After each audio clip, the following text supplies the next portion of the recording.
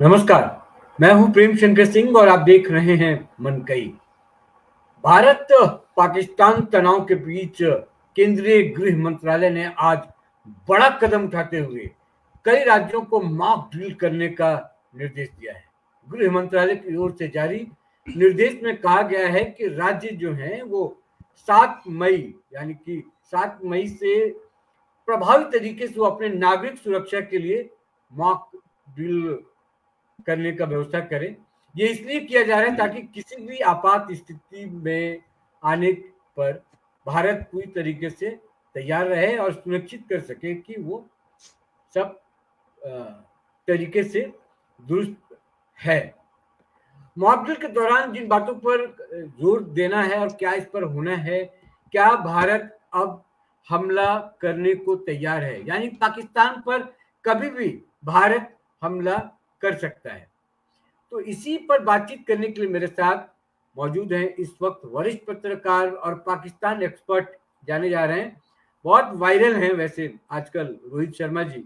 वो मेरे साथ जुड़ रहे हैं। वो बताएंगे कि ये भारत पाकिस्तान को जो युद्ध है, क्योंकि भारतीय ये चाह रहे हैं कि इस बार युद्ध हो ही जाए, भारत हमला कर ही दे और जो होना है फैसला होके मामला रफा दफा किया जाए और बदला ले लिया जाए। अभी वर्तमान में स्थिति क्या है और ये जो केंद्र सरकार से जो निर्देश दिया गया है उसके क्या मायने हैं और उसको लेकर क्या तैयारियां हो रही हैं, इन सब बातों पर चर्चा करेंगे रोहित शर्मा जी के साथ। रोहित जी, आपका बहुत बहुत मन करी पर स्वागत है। धन्यवाद, thanks a lot for calling me Prem Shankar ji.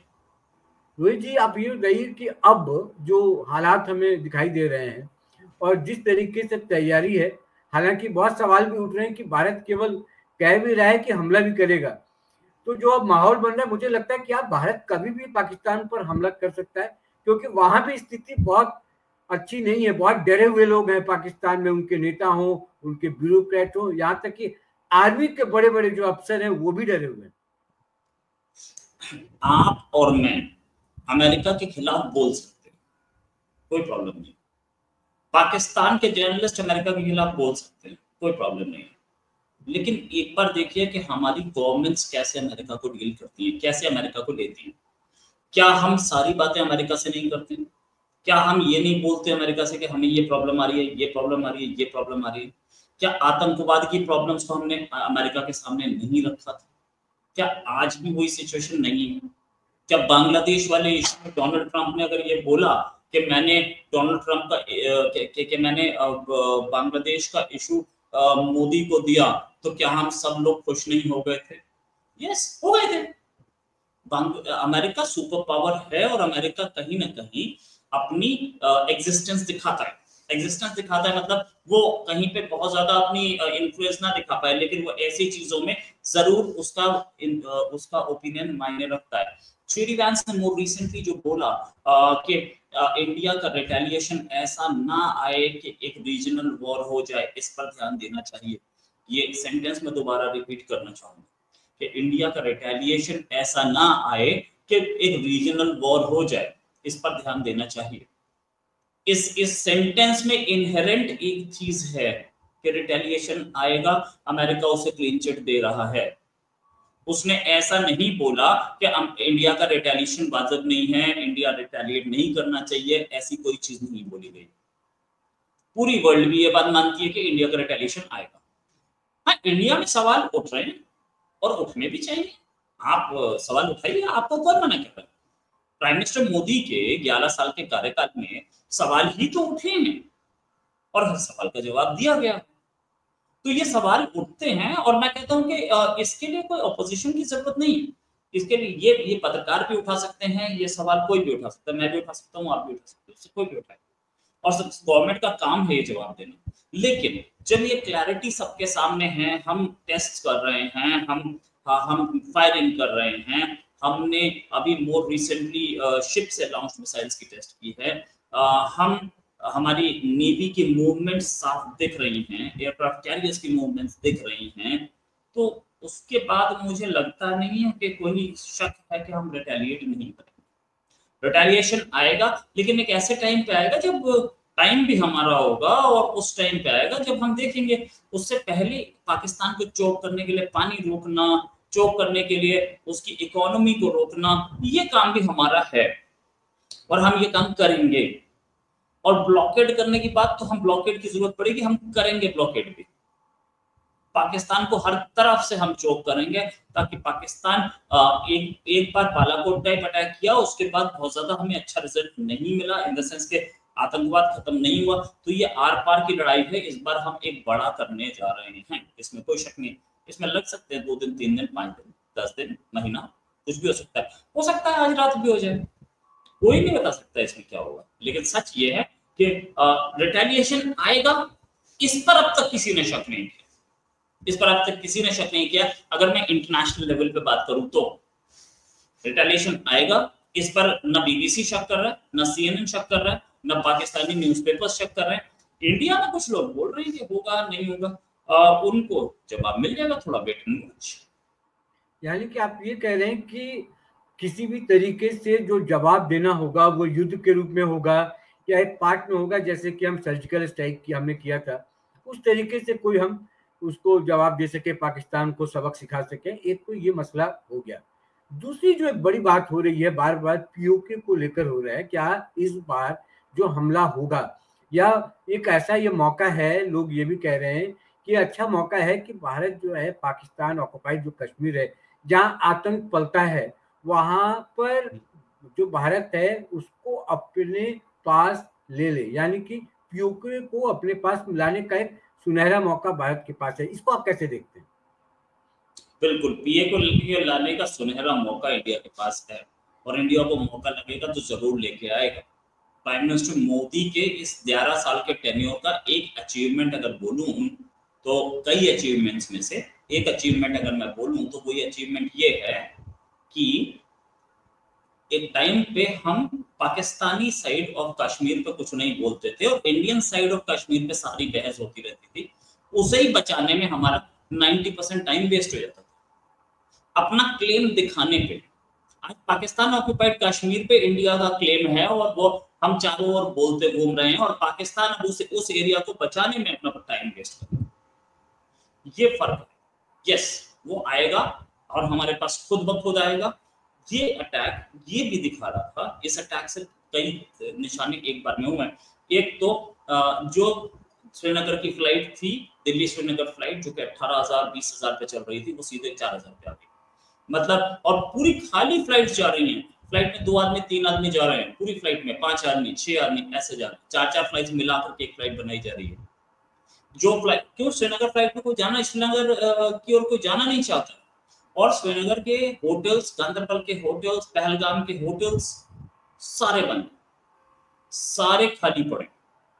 Tourism पे बहुत तगड़ी मार लगी है और ये चाहते हैं कि कश्मीरी यूथ बेरोजगार हो जाए ताकि फिर से 200 रुपए में उससे पत्थरबाजी करवा ली जाए।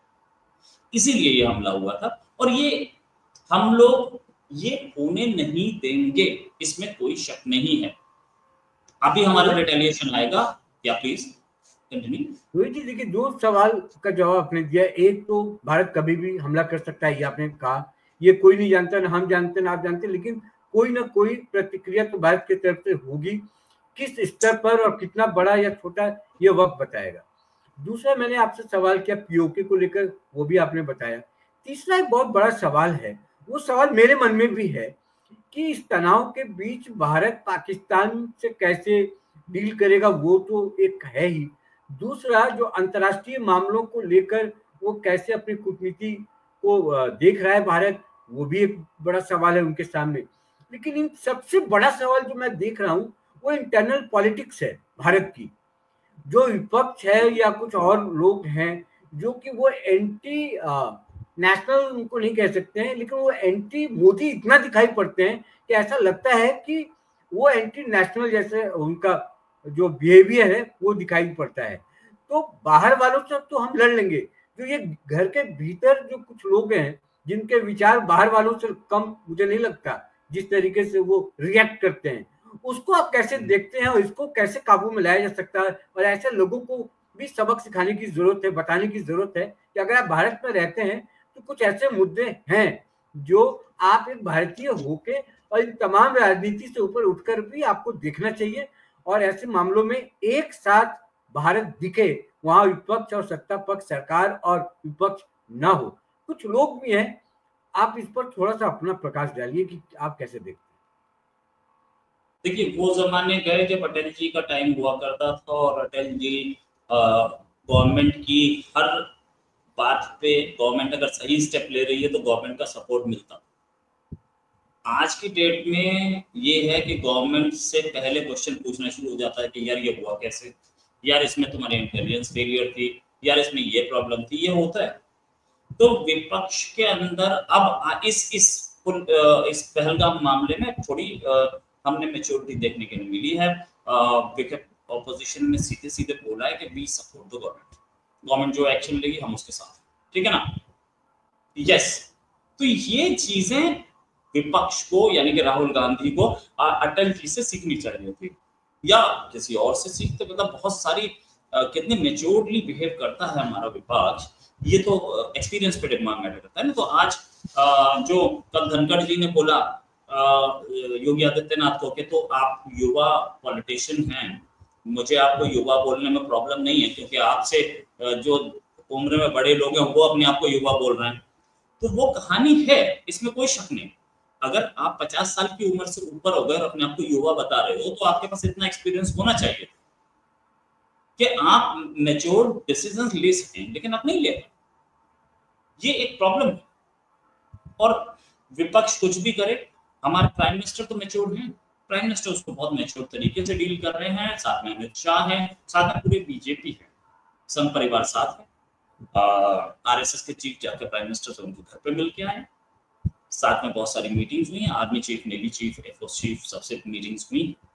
तो ये मीटिंग्स जो है बताती है कि कुछ होने वाला है। और ऑपोजिशन जो बोले उसकी अभी तो परवाह करने की जरूरत नहीं। ऑपोजिशन सपोर्ट देता है तो फाइन, नहीं देता तो चाहिए, वी कैन मैनेज एवरीथिंग।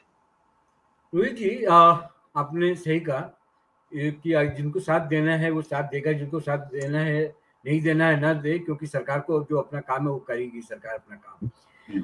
जो दर्शक, मुझे लगता है कि जो हमारे मनगढ़ के दर्शक है वो जानना चाहते हैं कि अगर युद्ध हुआ और किसी भी तरीके से अगर हम भारत पाकिस्तान के बीच में किसी थोड़ा हम आगे बढ़ते हैं, तो थोड़ा सा दर्शकों को बताइए संक्षेप में कि हम कहाँ खड़े हैं, पाकिस्तान कहाँ खड़ा है, थोड़ा सा जो पावर को लेके, शक्ति को लेके, उसको लेके भारत कितना मजबूत है, कितना मजबूत है, और पाकिस्तान कहाँ खड़ा है, थोड़ा सा बताइए। उसके बाद भी पाकिस्तान यह है कि सुधरने का नाम नहीं लेता, फिर भी वो बार बार प्रोवोक करने की कोशिश करता है। तो थोड़ा सा ये बताइए कि पाकिस्तान किस तरह से मसला जाएगा, किस तरह से भारत उसको 2 दिन के भीतर, 1 दिन के भीतर किस तरीके से उसको जमीन में मिलाने का काम करेगा, जो पीएम मोदी ने कहा था कि मिट्टी में मिलाने का काम करेंगे।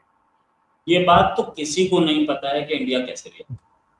हो सकता है नेवी से अटैक हो सकता है एयरफोर्स से हो सकता है कि आर्मी का हो।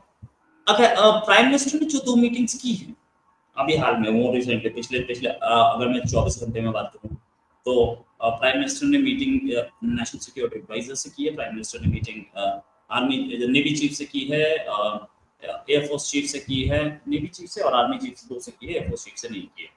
तो ये चीजें जो हैं ये बताती हैं कि किस तरीके की हमारी तैयारी और तो क्या हम कर रहे हैं।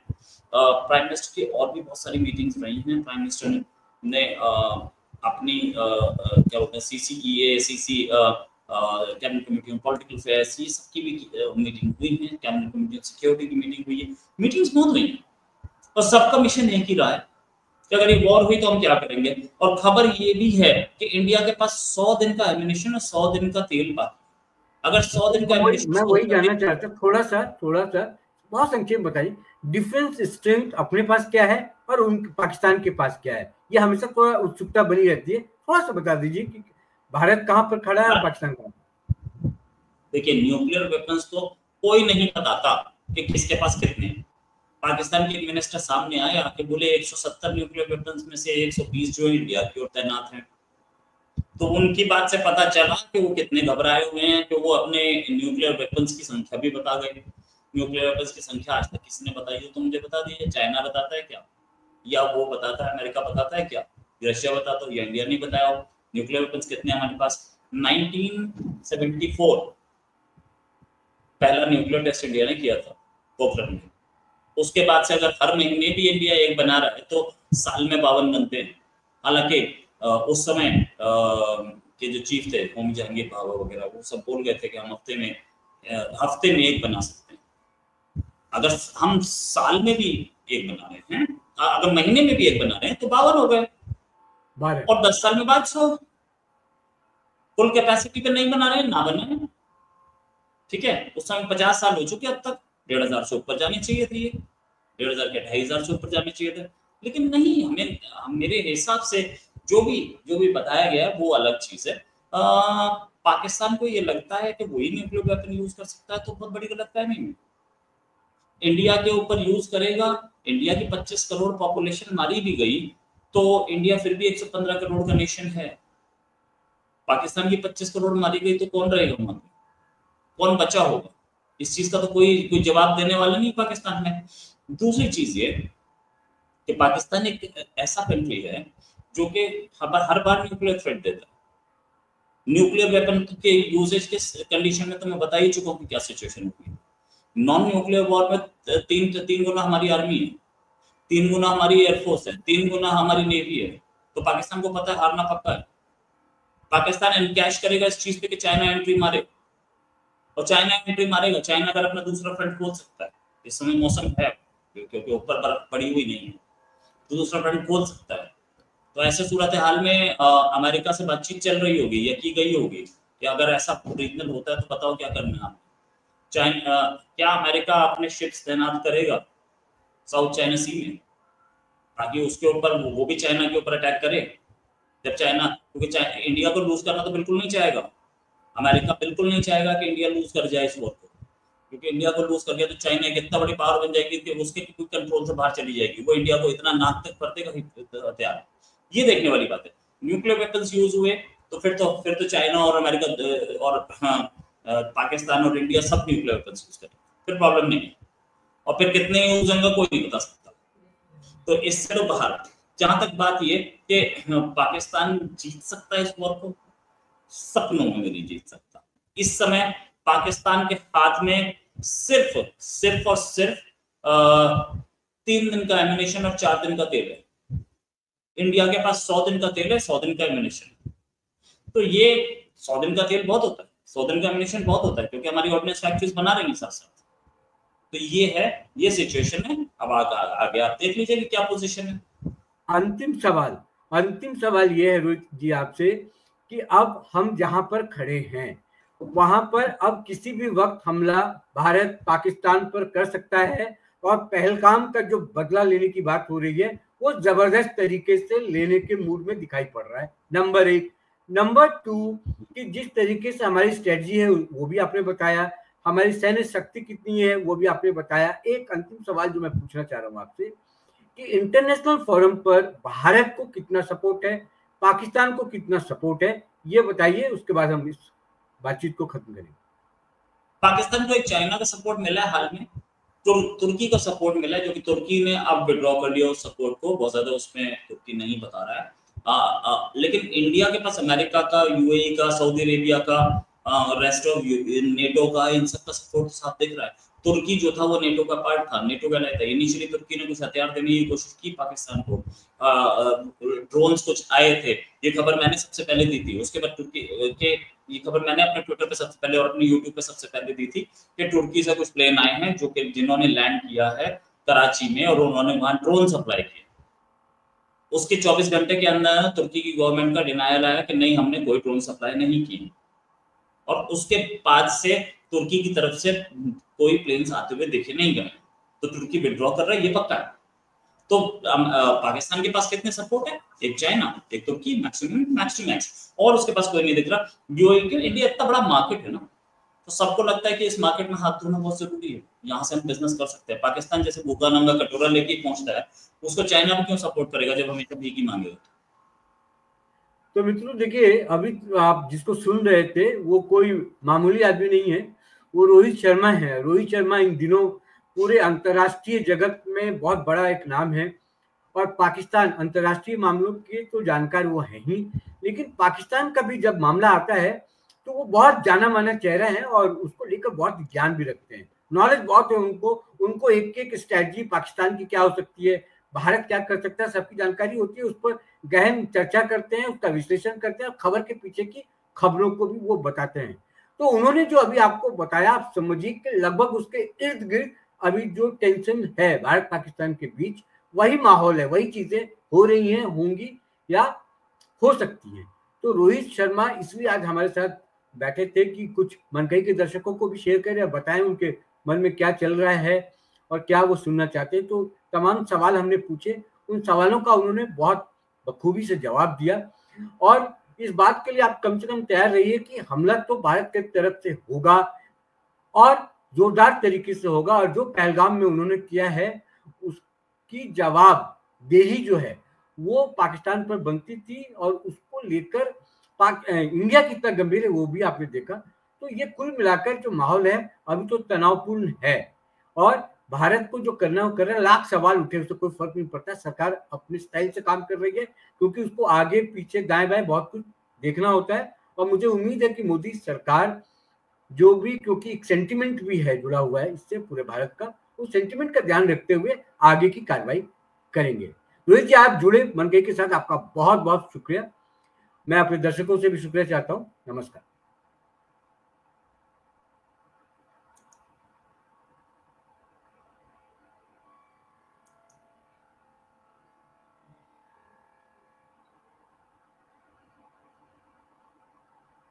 अब